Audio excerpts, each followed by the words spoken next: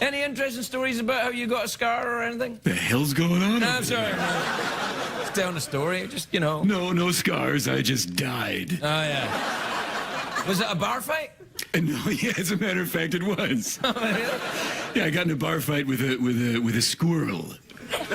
A squirrel? Yes, a squirrel attacked me. I was eating these bar nuts, and this burl, Burl Ives walked in while I was fighting. Hey, wait! You have to hear this. I'm sorry to interrupt your really great story, but I was in the grocery store the other day. You know who I saw at the salad bar? Wilford Brimley! At the salad bar! Wilford Brimley! Cocoon! At the salad bar, helping himself to salad. I thought, doesn't he have diabetes?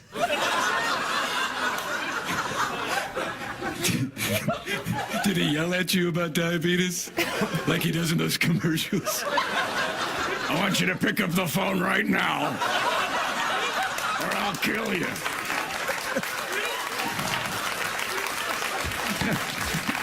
And that's why I wanted to go over and say, good for you, Wilford Brimley, you're getting salad because you've got diabetes. Hey, why the hell are you staring at me while I'm at the salad bar?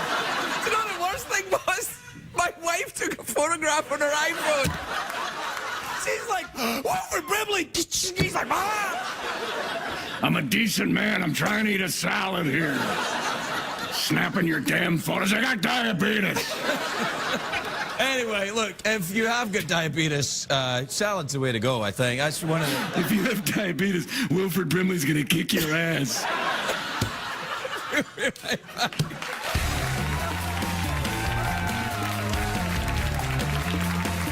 And welcome, ladies and gentlemen, to New Surge Live, a very special episode of New Surge Live. It's what they used to say on sitcoms back in the day before, they would air a episode that would talk about, the hot topic of the day, whether it be like abortion or people giving birth or lesbians or something like that, or being gay. They would go, the promo for the episode would be like, on a very special Roseanne gives up chocolate. Something like so. This is a very special episode of New Surge Live. And the reason why it's so special, and I'm sorry if I sound like I'm not myself, is because I'm not myself anymore. I'm recording this on the 18th of November, 2016. And Wednesday the 16th, I woke up and did not feel good. The night before, which was the 15th, had a really bad headache, and I really don't get headaches. Just went to bed, didn't think nothing of it. Woke up the next morning, the headache was still there, and the left side of my body was numb. And I have a history of stroke in my family, so I seriously thought at the time I was having like a mini stroke, or a TIA as they call it. Went to the hospital, went to the ER, and or the ED, as I'm now told that they call it, the emergency department. So went there, and I'm thinking, okay, they're just gonna, say I had a mini stroke. They're gonna give me some meds or whatever, tell me to go home and relax, maybe write me out of work for a couple days, and I'll be fine. So they all of a sudden said that they wanted to do a CAT scan on me, which is standard procedure whenever they hear stroke. And then they did that on me. And then they drew blood on me. And I knew what they were going to find when they drew the blood, kind of. Because I am an avid soda drinker. I drank way too much soda. Well, not anymore, but now I could say that I used to. So they took the blood from me, and they came back, and they said the CAT scan was negative. They did not think that I had a mini stroke, but they just taken precautions. They went ahead and treated me as if I did. More on that in a minute. CAT scan came back fine. They couldn't figure out why my body was going, the left-hand side of my body was going numb in and out. It wasn't staying numb. It would like go numb, disappear. I thought I'd slept on it wrong because I woke up that morning and it was numb, and I was like, all right, I just slept on it wrong, pinched a nerve or something. And it went away, and then it came back. So anyway, they do the CAT scan, and they say, we're going to, your blood sugar is really, really high. I believe a normal blood sugar is anywhere between 80 and 120, and I was registering at 325. So let that sink in for a moment there. I was 300, my blood sugar was registering 325. So I was like, okay, they're going to give me a shot of insulin and, again, maybe something to calm me down and make me relax, and they're going to send me home. So I'm thinking, all right, just a shot in the ass and that'll be it, or a shot in the arm or whatever. The nurse then proceeds to come in not only with the vial of insulin, but with an IV bag and tubes. And a lot of people say that's standard procedure. Well, not with me, it's not. I've never been hooked up to an IV at that point in my whole life. So they put the IV in me. They start, doing the blood, or start doing the saline drip. They put the insulin in.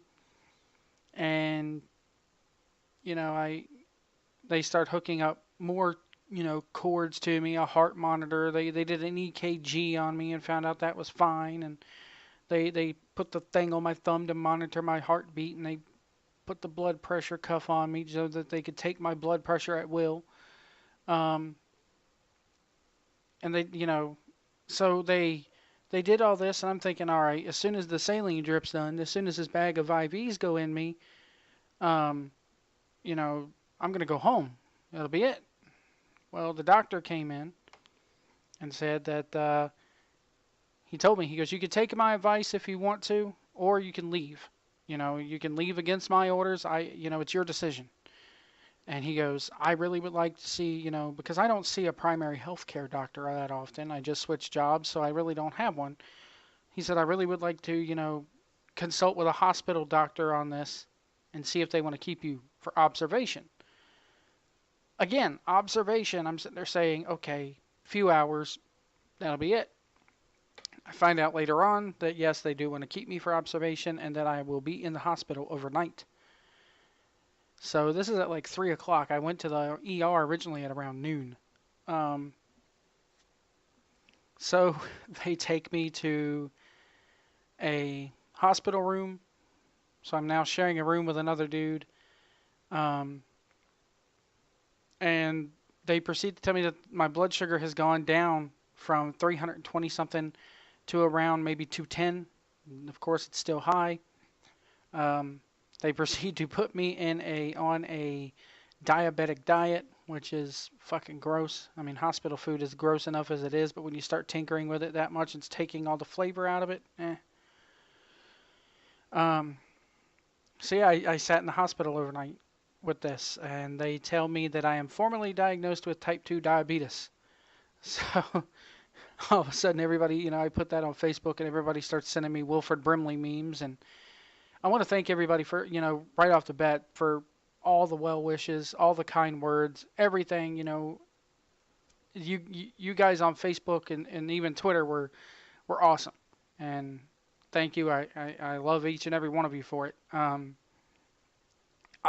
My little background on me, my mother died at 46 years old, and she died from a multitude of things, whether, she smoked like a freight train, she was a chain smoker, so she primarily died of that, but she also died of diabetes and a couple other, complications that she had. She was not taking her medicine properly. When she died, we found at least a whole refrigerator full of nothing but insulin. So she was not taking it properly. So I'll admit it, I was kind of scared to death. I did not know what was going on. All this was happening so fast. I mean, all this is in a matter of hours. It's like I went from happy and, well, not happy and fine, but you get what I'm saying. I went from being normal and thinking this is all going to go away to 1 minute and being diagnosed with a disease the next. It's very, very, it was a whirlwind effect. It was very, very much all hitting me at once. And I'll admit it, there are parts where I broke down and was just like, man, fuck, not me. I'm not going to die at 46 years old like my mother did. I'm only 31. So that's not going to happen. It's funny, they put you on this diabetic diet and they bring me dinner. Keep in mind, they bring me dinner at 7 o'clock. And please keep in mind, I hadn't had anything to eat since 10 o'clock, and they were trying to get my blood sugar down, so they didn't feed me. So they bring me dinner, and it's a chicken breast that is swimming in a pool of canned gravy with a big old ball of stuffing on top of it. So I'm thinking this is not diabetic food. Diabetic food is no bread, no gravy. They gave me broccoli, and then they also gave me peaches that were like swimming in syrup. So I ended up eating it and not thinking anything of it because it was the first thing I had to eat at 7 o'clock, or since 10 o'clock. So I ate it.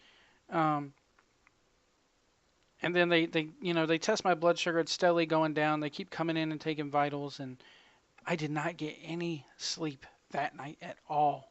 So I mean, I'll say night before last, based on when I'm recording this, but I did not get any sleep at all. The reason why I didn't get any sleep is my neighbor in the hospital room, his IV pump kept beeping on and off every couple of minutes because there was something wrong with his tubing. And when I did go to sleep, when I finally got to sleep, the nurse would wake me up to take my vitals, or they hooked this blood oxygen thing up to me that they had to keep checking on. So I have a heart monitor on, I have an IV on one arm, I got a heart thing on the other. They keep coming in to draw blood on me. They keep coming in to check my temperature, blood pressure, and heart rate and all that mess. So it's like I didn't get any sleep because by the time I did, when I would go to sleep, the nurses would come in and wake you up. They came in at 2 o'clock and to draw blood from me. I'm sound asleep, and here she comes in shaking me, going, "Hey, I got to take blood from you." All in all, I get through it, wake up the next day, and they finally tell me I could take the heart rate monitor. They did an ultrasound of my carotid artery, which was cool to see. Because I posted this on Facebook, anybody who's a wrestling fan has heard good old JR say that a sleeper hold cuts off blood via the carotid artery. And it's an artery that runs through your neck, from your neck to your brain pretty much, or it goes through your neck up to your brain. And that's where your brain gets blood, is that artery. So they had to take an ultrasound of it, and it was cool actually looking on the little screen and seeing blood. Actually, they turned on like the thermal scan thing, and they actually showed me the blood flow through the artery. It was pretty cool. So that turned out fine. They do not think I had a mini stroke, which is good news. And the next morning I wake up, and food-wise they serve me biscuits and gravy and eggs, and I'm just like, I can't eat this. I was like, if I eat this, my blood sugar is going to shoot back up to 300. Now it's down to 170 at this point. And now I'm like, if I eat this, I'm going to be here another day, and I can't afford to do that. I don't want to do that. So I refused breakfast, and I had them bring me like an egg and a piece of toast is what I had. So they end up telling me I could take the IV out. They take the heart monitor off me. They take the the oxygen thing, blood oxygen level thing off me. Got no strings on me. They do a MRI. That comes back good, and they released me. They released me with a shit ton of meds. I'm on now metformin, lisinopril, Lipitor. I sound like I'm a 70-year-old man. But I just wanted to give you guys an update on where I am now. No more sodas for me. No more sweets. Even if it's sugar-free, because half the time the sugar-free stuff contains aspartame, and I don't want to trade diabetes off for cancer, so I'll stay away from that stuff. There is a Diet Pepsi out now that does not have aspartame in it. That actually tastes really good, so I'm drinking that instead of regular soda. I know what everybody's going to say. Drink water. You got to drink water. I don't like the taste of water. I don't. Water doesn't have a taste. Yes, it does. I can't drink water with food. It makes my food taste mushy. I just don't. I don't like it. So I have been, staying away from regular soda. Food is in moderation. Really have to watch out for the carbs. My favorite food in the whole world is pasta. I can't have that anymore. If I do, it's maybe a third of a cup, which is not much. So I can't, my whole lifestyle now has to change. My family's lifestyle, as far as the way they eat and everything, now has to change as a result of this, which probably is for the best. But again, so that's where I'm at now. I finally got, I spent literally about a little over 27 hours in the hospital. When I went in there, I did not think that I was going to do that. I didn't think I was going to have to go through that. And it's one of the most it's not one of the most challenging things I ever did, but it's one of the most if I was mind blowing things, it was crazy. I never expected that. Um, so yeah, got to get it under control. Got to get it in check. Other than that, though, they say I'm fine. I'm actually losing weight. They said. I mean, I'm a big dude. If anybody's seen my picture, so I've actually lost weight. I'm under. I used to weigh about 300 pounds. I'm now under 300 pounds, probably for the first time in about 5 to 10 years. So I'm happy about that. And that's probably only going to continue as I continue to eat right. But I just want to thank everybody who checked in on me, checked up on me, sent me a message, left likes and love on my statuses on Facebook and comments and everything like that. I will probably do a little mini episode of New Surge Live this week, or this may be it. This may be it. I don't know. Depends on how I feel. So yeah, thank you guys ever so much. I don't know what to do here. It's like my entire world just got flipped upside down. Just like when somebody, to me, any disease is equal. So a person who has diabetes should be equally cared for and loved as a person who has cancer or AIDS or anybody like that. It's a disease, So I'm gonna battle this the best way I can. I'm not gonna do crowdfunding to pay my hospital bills. I'm not gonna sit there and have everybody throw me a pity party. I don't want that. I'm not gonna arrange a big benefit to pay anything. This is as I said on Facebook, this is my proverbial cross to bear. I did, type 2 diabetes means you brought it on yourself. I was kind of taken back by the fact that I have type 2, seeing as how everybody in my family has diabetes. Everybody on my mom's side of the family pretty much has it.